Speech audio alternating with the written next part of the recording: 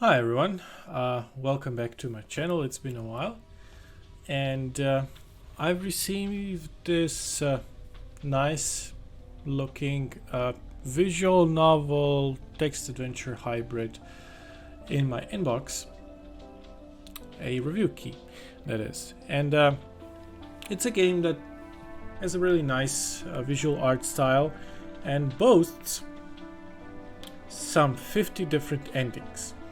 So let's go quickly and check it out. This will not be a review, just a quick look, if you may.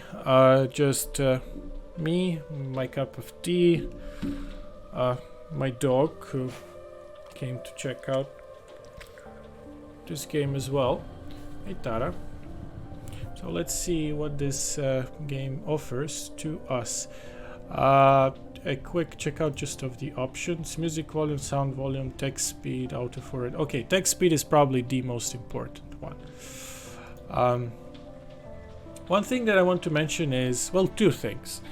I heard that this development team is from Croatia, so I'm very happy to see that such a niche subgenre that I enjoy, which is, text adventures, interactive fiction, is being developed here in my country as well.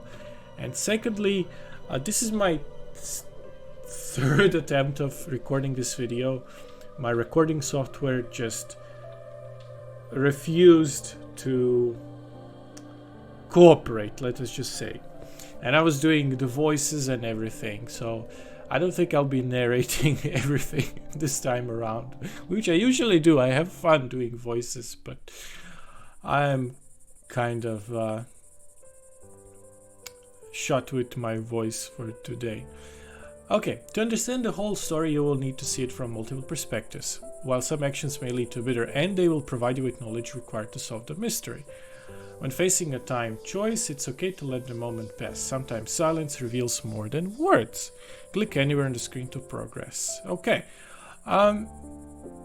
this is nice to hear. I mean, a fail state is not a fail state necessarily, but just a different outcome, that one that might inform you with knowledge that you might use in a second, third, etc. Playthrough. So, and this is a content warning, so beware of that. And the music is nice. It's nice ambient, but the nicest thing about this game is the visual art style. I'm used to playing these games primarily for the story, which is what you come for in these games. You want a nice, engaging narrative with, of course, varied degrees of branching. But I always appreciate when a developer goes out of their way to add flair to something that's very static. Visual novels and text adventures have very static, almost monotone gameplay. And that's not a bug, it's a feature. So it's nice when you have especially such pleasant sketchbook, squiggly lined. I'm not a visual art type of person. Me no art very good. I'm only a composer. I cannot draw anything, even a stick man, but this is very pleasant to look at. So for the first time in many seasons, the waves and the wind were the only voices singing farewells to Strutrul. I waited, tension crawling up my throat until the colors of the sky changed. Okay, so this is a nice, change of scenery. Rain was pouring down, soaking through me. Wind ripped at my clothes. Thick, warm, red. A sick, sweet scent filled my nostrils. I dared a lick. Metallic, greasy. This is not right. And darkness fell and turned my hands into shadowy silhouettes. Yeah, this is one of those small just details that developers don't usually add into text adventures, but I'm happy they do when they do, because just a small change in image contrast to signify that a night has fallen or a dark cloud. It does add to atmosphere. A sense of urgency gripped me. I hurried to the tower and threw open the doors. Where are you? Endless empty halls echoed my question. At the far end, I thought I saw a figure disappearing into the dark. Okay, so we follow this figure.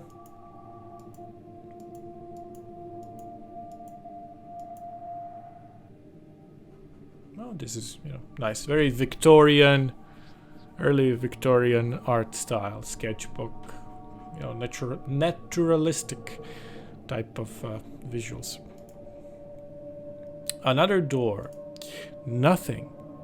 I ran trembling fingers through my hair, nails digging into my scalp, then shuddered upon seeing the sticky redness smeared everywhere. I wiped my hands on my clothes over and over, harder and harder. It wouldn't come off. Teeth clenched, I pushed through another door. Look at you, covered in filth, chasing another childish fancy. Have you no shame? I'm sorry. My voice echoed back as I stood in an empty room. No windows, no doors. Hot breaths rasped in my throat. My legs trembled. I was terrified, exhausted.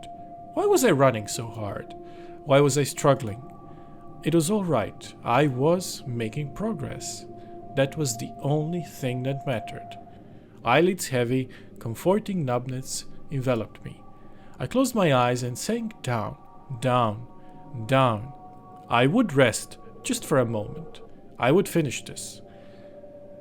And this is some sort of void, I guess, enveloping us. The seas in every direction, endless, a diamond dusting of moonlight across the surface above me. I look down into the depth, a pressure against my chest as the darkness stirs. A star, then two, then a constellation of them glitter in life. They approach. The darkness was not the bottomless sea, but the body of an enormous fish, its silhouette filling my entire view. A gaping mouth splits open from horizon to horizon, a deeper black within, approaching, buzzing. The progenitor fish, Surutru, comes for me. I should be afraid.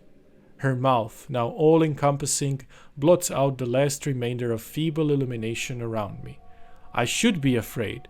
Why am I not? The mouth shuts with a distant clang, a flash of lightning. Okay. So this is a wake up, some sort of eldritch yell, I guess. Come on, wake up. Okay, prickling light in the comforting darkness, a rumbling rises and falls like the waves washing the shore. Calm coolness gives way to crushing heat. A blanket of boulders smothers me. Hey, you alright? Do you hear me? My eyes struggle open to a face. Go away. Someone grips my shoulders and squeezes. Still a bit out of it, eh? So, this is a representation of the protagonist that we're playing being all groggy. So the image is naturally blurry, out of focus, and now it's in focus. Feverish, but no obvious wounds. You'll be fine. Something went wrong. We don't have much time. My tongue feels heavy and stiff. Wrong? I snap my mouth shut. This is embarrassing. Maybe you should stay put for now. I'll see what I can do. Hey, what's... They turn and stride off. Yeah, and we have this nice animation of books floating, flying around. This is the sort of effort I like to see in such games in this subgenre. I squeeze my eyes shut again.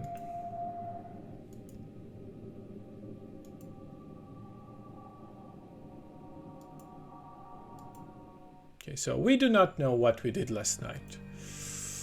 But as I catch sight of it, a cold terror creeps up my spine, a pulsing, churning thing is hovering in the room, like space is swallowing itself. Waves of moist, brilliant heat spew from it. The transparency, the symmetry, the stench, the singing. What in Lura's name is that? Shapes huddle beneath the grotesque thing in the air. As I step around to get a better look, they resolve into figures, midnight silent and still as bones. The white-haired stranger who woke me earlier stands still. Someone else is curled up on the floor, their face a mask of anguish. The emblem of a high magus hangs around their neck. The image of an eel coils around their arm. Why do I know these symbols? Whitehair's hands are raised in a peculiar gesture toward the vortex looming overhead. So, we're still confused. We don't know what this all is.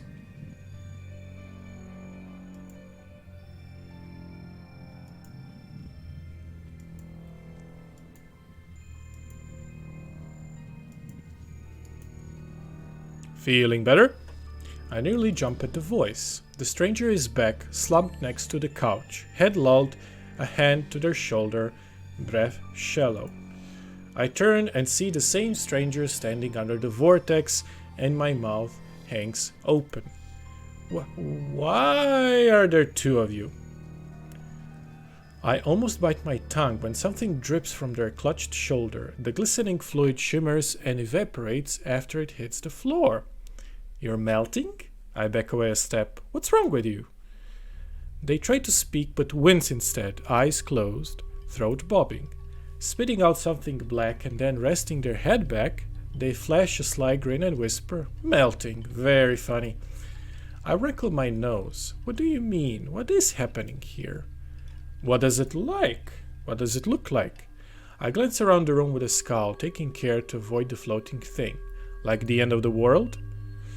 Another wince. They lift a finger and point. What about that? Do you recognize it? I realize they mean the vortex and avert my eyes. No, Devarna, no. Should I? I can't resist a shudder. The person stares at me for a few breaths and then bursts into laughter. Confusion amok. That thing is Abyss Devara, the door to eternal torment. They brush off hair from their forehead. You really don't remember? I scowl at them and dodge a flying book. You still have not told me why there are two of you. And what about that person on the ground? They look from me to the lying person and back and start chuckling again, shaking their head. That is you, a great magus, farseer, savior of the Darren Square, prodigy of the GH, so on and so forth. A failure, a fraud. Tell me you at least remember your name. Okay, so this is something that I wanted to mention a few minutes ago. This is our first instance of choice being offered in the game. So this is quite late, comparatively speaking, in most of the interactive fiction games. The common wisdom is you offer some type of choice very early to the player, even though most of the time that first choice, those earliest choices, are very shallow and just illusions of choice. Not even cosmetic, just flavor. Like pick your run-of-the-mill choose your own adventure text game on Steam, a fantasy one, let's say. And usually what happens is you'd encounter at the very beginning, as you're introducing yourself, an NPC, and they would ask you a question, and then you have a choice, a UI choice, a menu of picking a dialogue tree, but just a very basic one that bears no consequence, like a merchant asking you something and you can answer them in a same answer but in a rude tone, same answer but in a neutral tone, and same answer essentially just with a different verbiage with a dismissing tone, but the outcome would still be the same. And here we have a choice of picking our name, and this is, I presume, a canon name of this character, so let's go with that. My name is Vin, or is it Vine? The words tickle at the inside of my head. Magus Vin. Not to slight a dire situation, but what a time to lose your memories. It's almost amusing in a way. I wanted to add something. As a rule of thumb, amnesiac protagonists, especially from first point of view, I'm not going to say that I'm kind of done with them, but I've read way too many books and played games such as these where the amnesiac hero is just a means to an end for info dumps, for lore dumps through the main character. Since, amnesiac hero doesn't know himself nor the world around him, so as he is experiencing the world, so is the player, i.e. us experiencing the game. And that can often be tiring and just convoluted for the sake of being convoluted. So I hope this memory loss here serves a narrative purpose and not just a mechanism to deliver exposition. That's what I'm saying. So let's go to the mirror.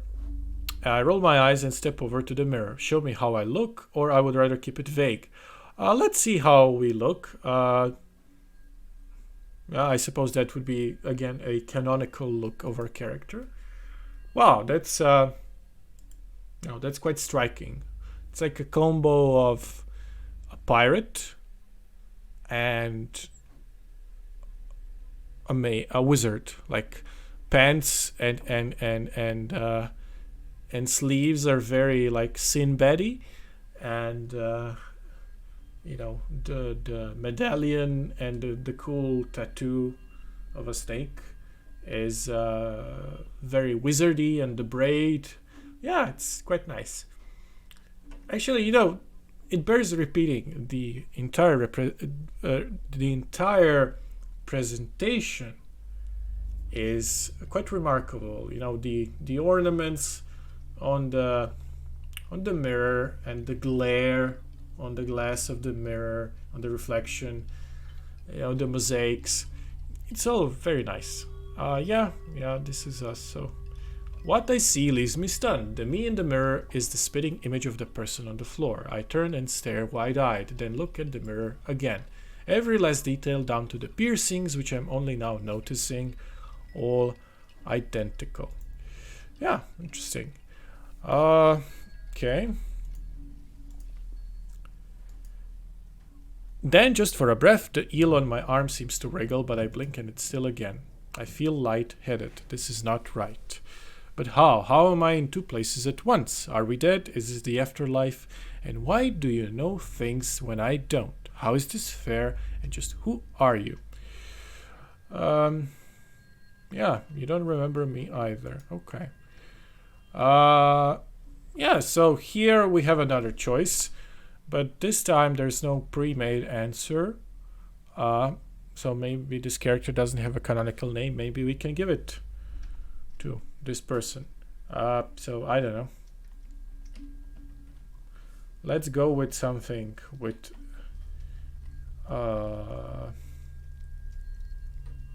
something kooky, like Todd, but not Todd. Told. There. Not even close. You must have hit your head quite severely. This is interesting. I do wonder if... so, this is definitely not this person's name. But I do wonder if developers accounted for a different playthrough when we know this person's name and we input it when the game is asking us, and what type of answer would we get? Would that change the outcome or impact the story at all. So yeah. See, but just okay. Okay. The name is Ilar, your partner. Don't know what you did, found you like this. They push out the words with effort. Yeah, I was wondering what this person was to us. It turns out this is our partner. Yeah, I would say a spouse or a wizard apprentice, since we are this grand magus. I don't know. Okay. I lean closer to listen. Okay. Yeah, I mean the illustrations are really something, quite something. You know, the shadows, the way they're falling, and the squiggly lines. It's all very nice. Heart vessel, abyss, keep talking. Okay.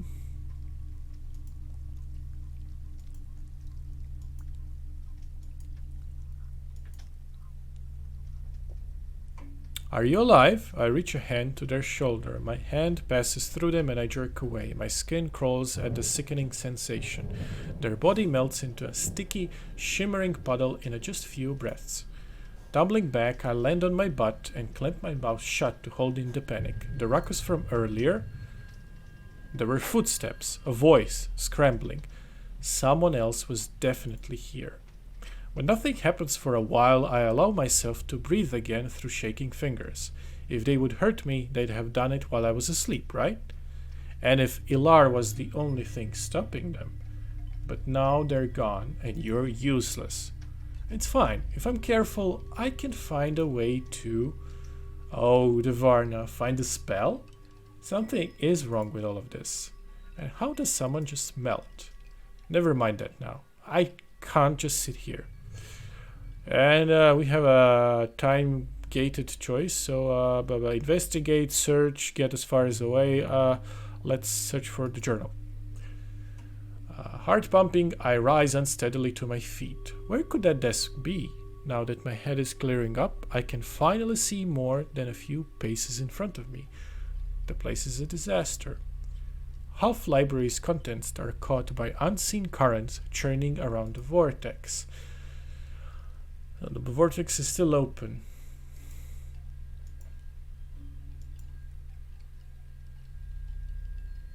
Okay, and a lamp smashes into my leg. I see my limb stretching into the shimmering transparent strings and then snapping back into place.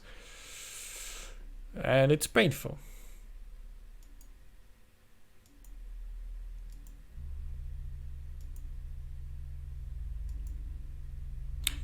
I am just the... Yeah, I said so many times about this art style. So let's comment on the pros. One thing that is quite obvious to me is the writing. The thing with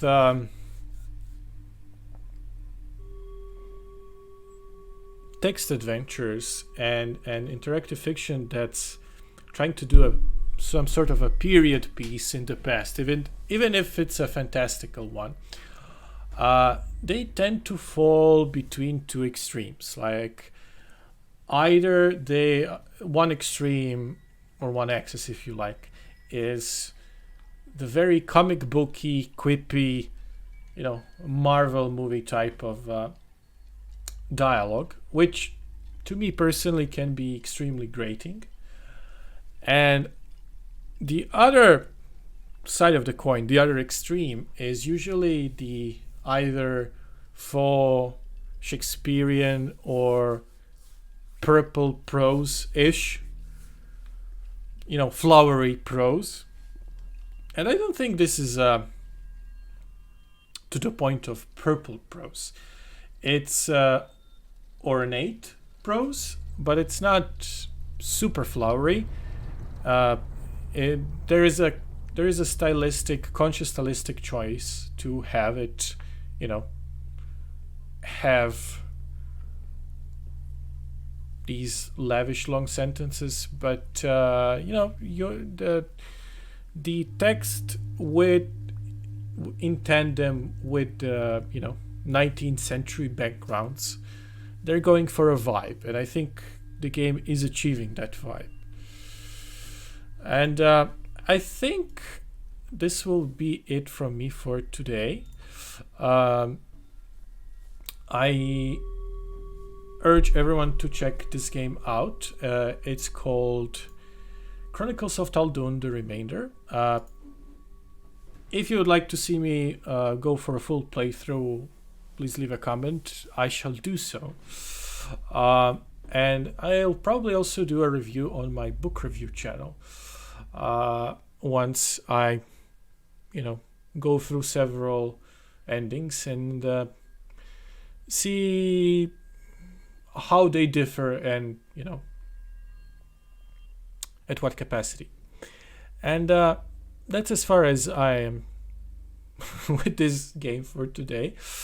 Have a lovely time of day, whichever time of day it is while you're watching this, and bye-bye.